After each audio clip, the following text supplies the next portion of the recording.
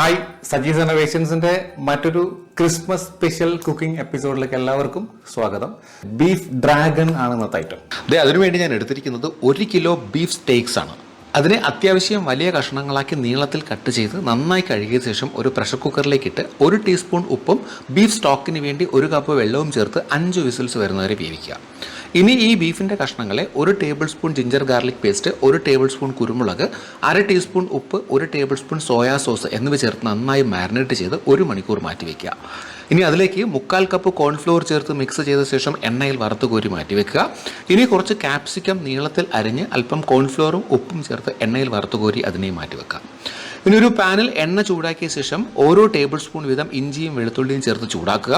അതിലേക്ക് 6-7 പച്ചമുളക് സ്ലൈസസ് ആക്കിയത്, 2 സവാള, 1/2 ടീസ്പൂൺ ഉപ്പ് എന്നിവ ചേർത്ത് സവാള ഒന്ന് വാടി വരുമ്പോൾ capsicum, 2 table spoon tomato ketchup, 1/2 table spoon soya sauce, 1 table spoon പഞ്ചസാര, 1 table spoon Kashmiri chilli powder എന്നിവ ചേർത്ത് നന്നായി ഇളക്കുക.